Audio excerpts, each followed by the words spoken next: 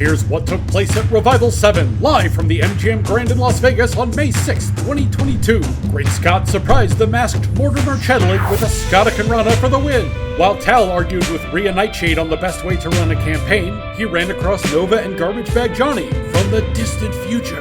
Great Scott challenged Pete Wielden at ReVival 8 because reasons. Dangerous Mix gave their thoughts on their first wrestling match in Prime. Darren Zion pinned Randall Schwartz after the ratings spike, and two become one again. In backstage footage from ReVival 6, Lindsay Troy laid down the law to the Hollywood Brubs. If they quit again, she would show them the door, personally. And injured Foster Nackety offered to help King Blueberry to the point of making his own fruit-themed mask. The king of all berries turned him down hard, then nearly got into a brawl when Fighting for Nora came on the scene. Mortimer Chedlik asked Anna Daniels for some time travel help. The Muse refused, and Mortimer didn't take rejection well. 7 rounds of increasingly disgusting meals.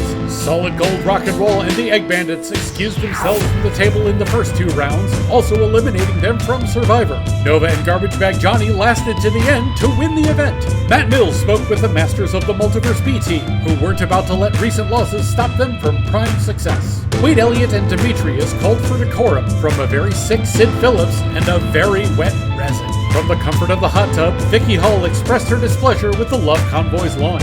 Cecilia Ryan used the family affair to knock out Anna Daniels and pick up the victory. Phil Atkin and his interns set up the Glue Factory's merch table for a growing crowd. Things go south when the first customer turned out to be Dusk, who wrecked the table and the intern before chasing Atkin from the scene. Simon Tillier interviewed Resin, who had plenty to say about Balaam, until the Mask of Malice appeared right behind him. Resin used chaos, distractions, and ketchup to steal a disqualification victory. Matt Mills appeared with Dusk's coffin, which became an elaborate dance number orchestrated by the Anglo Luchador. Dusk himself interrupted the event, then talked with Mills about Phil Atkin and the Glue Factory. Angelica Brooks interviewed Red and Ted, but got annoyed and left. Palmer promised a big win over Dusk, and Redding did the same in tonight's 5-star title match. Tal walked into a sudden impact and a pin from Impulse. Hayes Hanlon asked Nova and Garbage Bag Johnny to watch his back in the main event. Nova was on board, but Johnny was too broken up over Muriel Puddings. Rhea Nightshade, Baron Von Blackberry, and the Blue Live crew broke into Melvin Beauregard's office for revenge purposes. King Blueberry got stabbed in the butt with a lockpick, also for revenge purposes.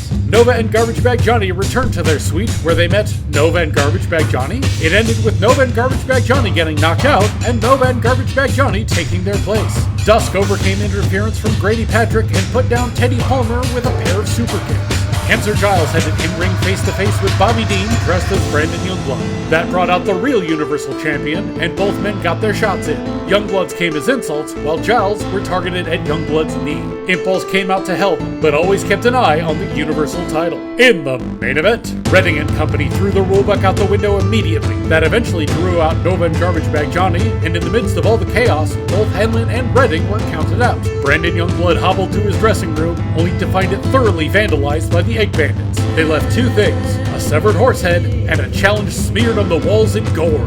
First Blood. That's all the action from ReVival 7, brought to you by Prime. #1 by definition.